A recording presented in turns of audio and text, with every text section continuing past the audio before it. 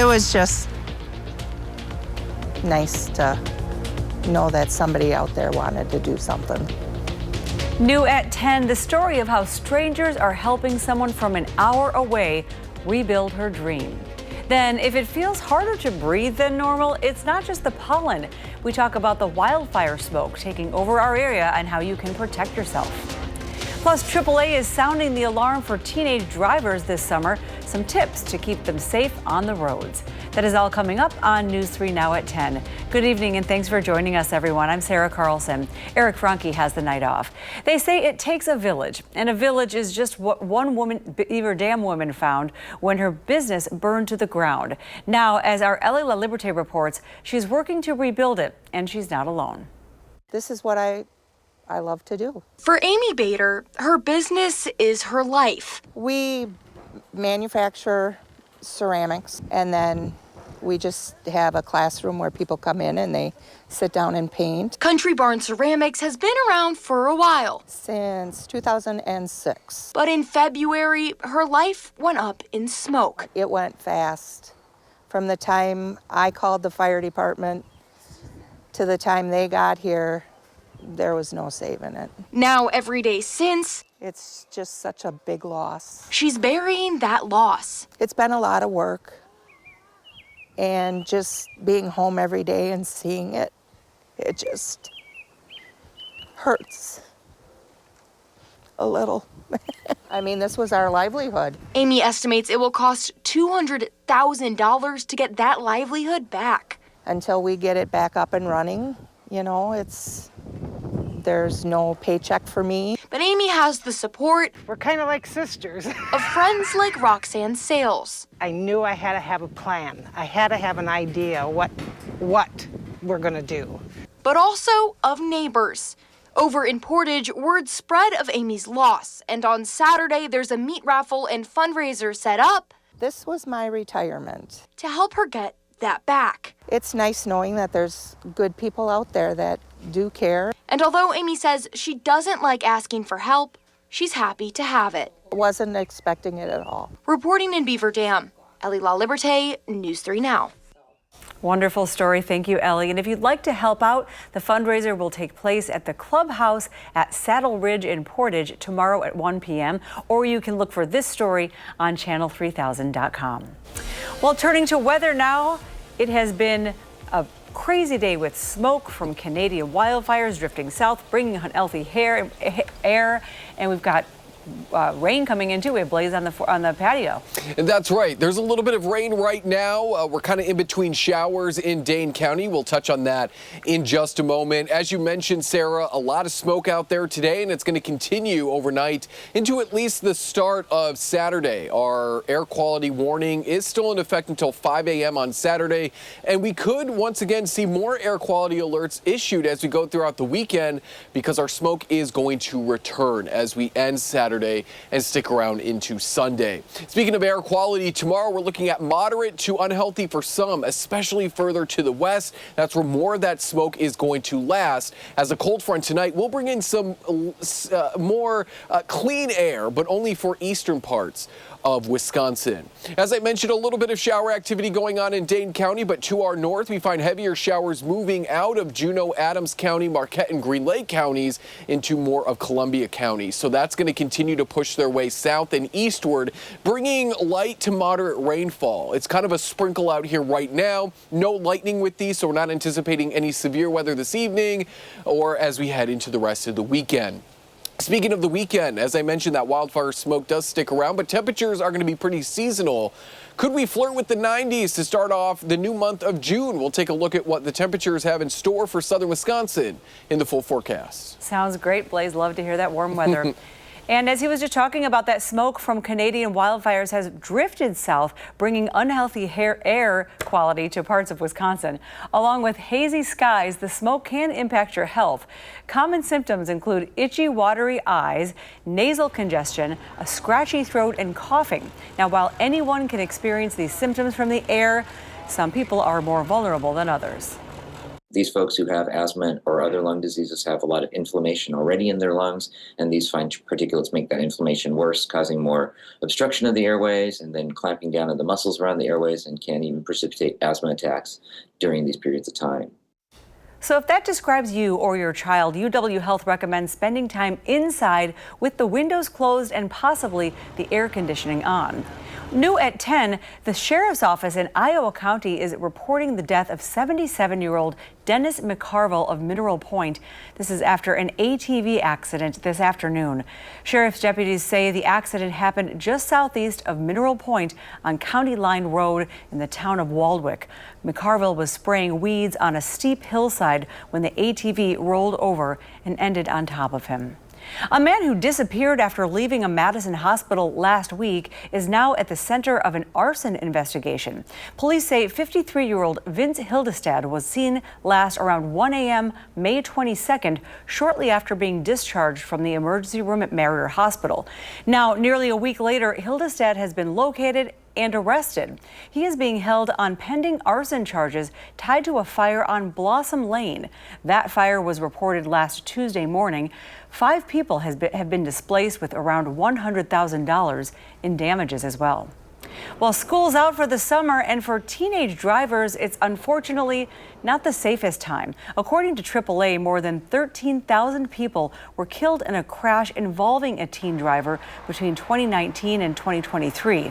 And more than 30% of those deaths happened between Memorial Day and Labor Day. Now, that's because teenagers are out of school with more hours of unsupervised driving time.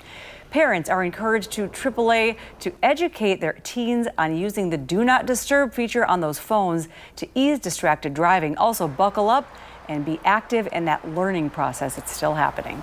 Well, the Trump administration is threatening to cut federal funding to several areas across the country, including here in Dane County, for allegedly violating immigration laws. A list on the Department of Homeland Security's website names Madison and Dane County as, quote, sanctuary jurisdictions. An April 28th executive order defines those as places that hinder federal immigration enforcement. The administration says those areas could lose federal support. And now Dane County Executive Melissa Agard is responding to this. A statement from her office reads in part, quote, we deny any connotation that our Dane County government is out of compliance with federal statutes. She continues, it is appalling that the Trump administration is threatening to cut funding and support for the 600,000 residents who call Dane County home without merit. Well, the Pride flag is flying over the Capitol as Pride Month begins in just a few days. Governor Tony Evers ordered it raised for the 7th year in a row. This year marks a decade since same-sex marriage was legalized, though it is still not recognized in Wisconsin's Constitution. No matter who you are, what you believe, who you love, or how you express your truest, most authentic self, you are family here, you belong here, and you are welcome home here.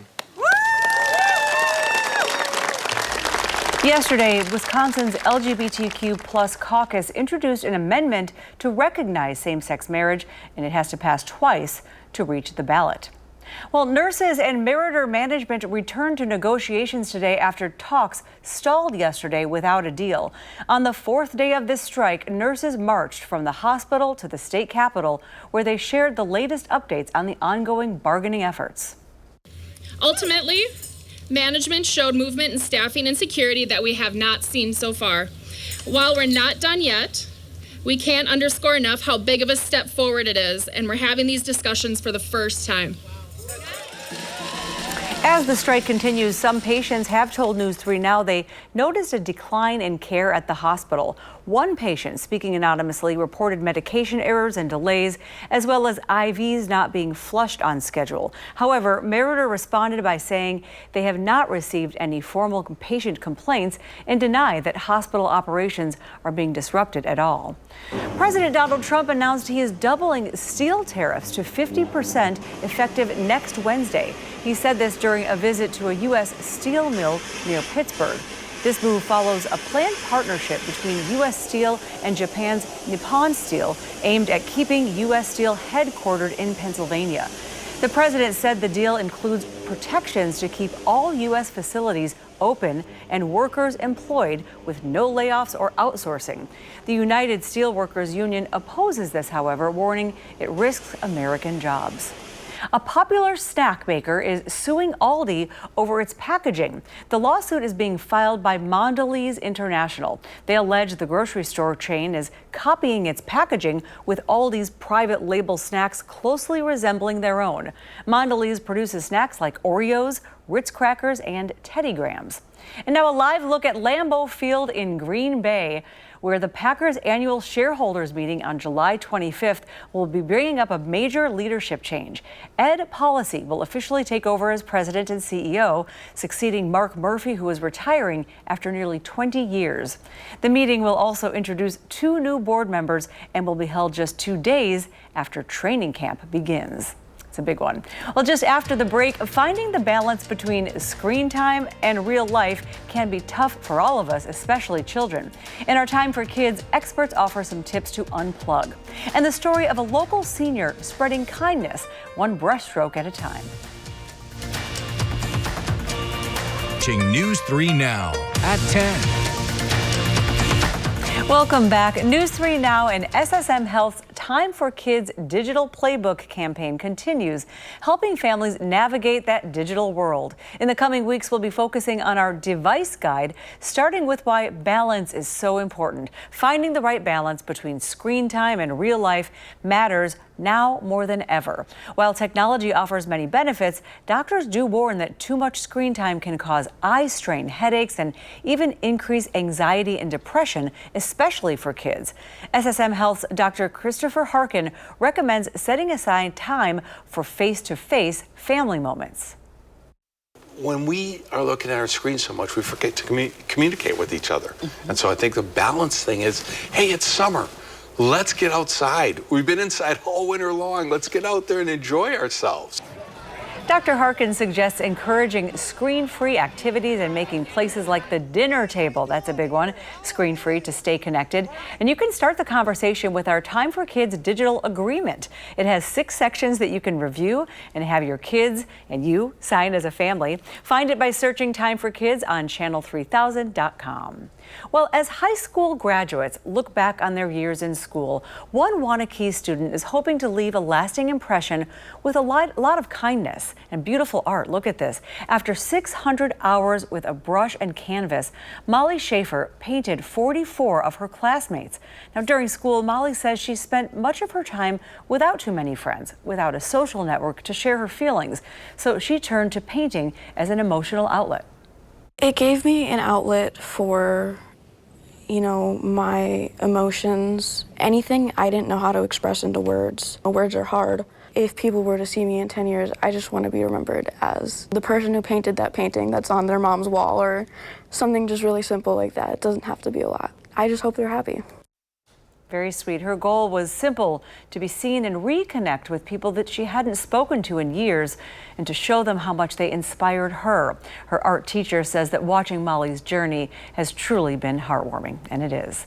Well, the famous attic sale hosted by Attic Angels returns. Proceeds from the event support the nonprofit's community initiatives. And this year, the focus is on efforts to address food insecurity for families with children and older adults. The sale takes place at the Kiva Sports Center in Middleton. Tomorrow it runs from 9 a.m. to 1 p.m. with free admission all day. Well, it's almost time to vote on what you think are the best people, places, and things in the Madison area. Madison Magazine's Best of Madison final voting period goes live Monday, June 1st. That's just a few days away. This year, there are 5 sections with 150 categories to choose from. Voting runs from June 1st through the 30th, and you can cast 1 vote in each category. Last year, more than 29,000 people voted. The winners will be revealed in the magazine's October issue.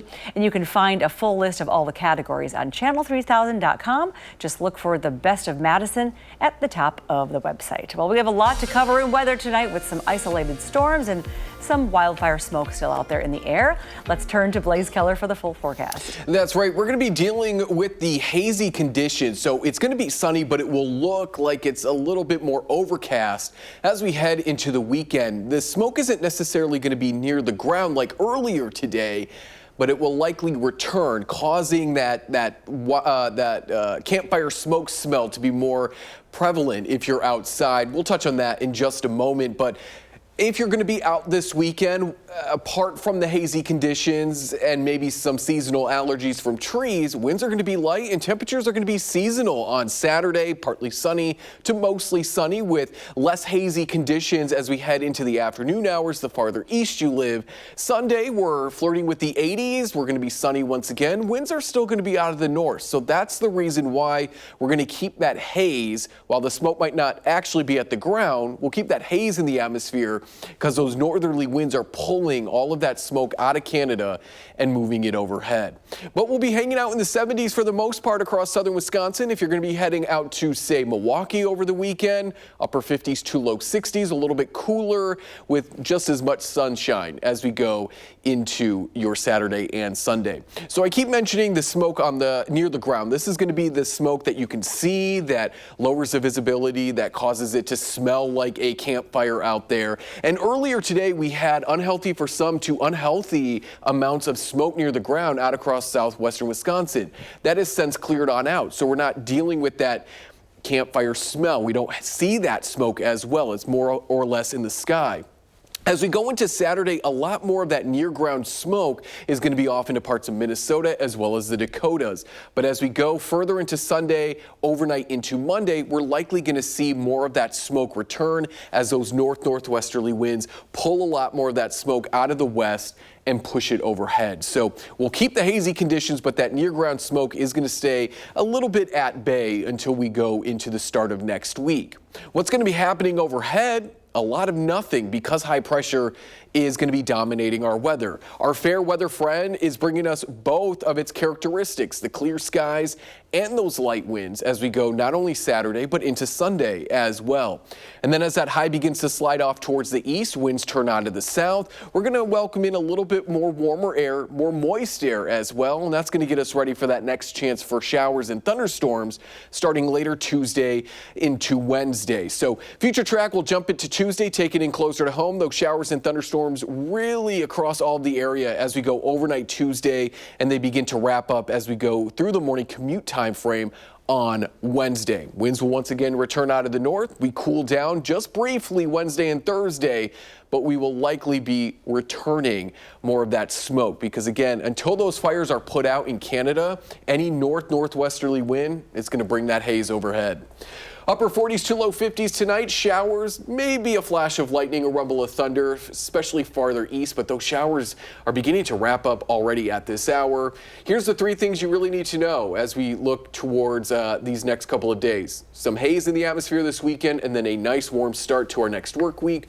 Could be in the 90s Monday and Tuesday as we kick off June. Showers and thunderstorms later Tuesday, overnight into Wednesday. And then we're back into those low to mid 70s to round out next week. It looks beautiful either way. Yes. We'll take it place. We're talking baseball tonight. Yeah, hey, don't look now, but the Brewers are getting hot. Coming up in sports, Christian Yelich had it going on in Philly. What he did in the batter's box to lead the Crew to another win. That's next on News 3 Now.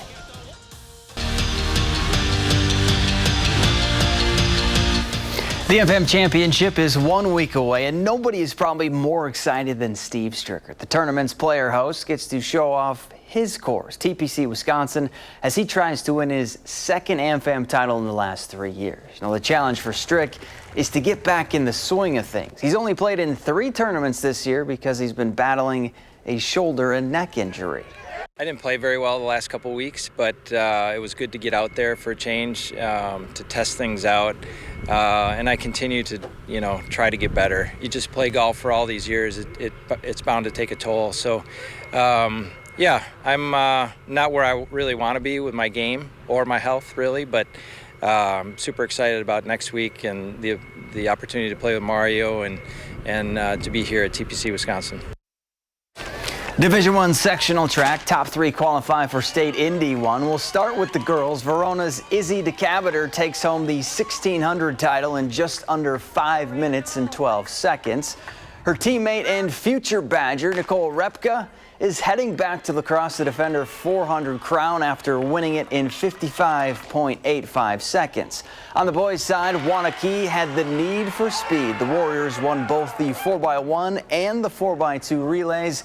And in the 800, Madison West's Mason Brocish finishes first in 1:54.98.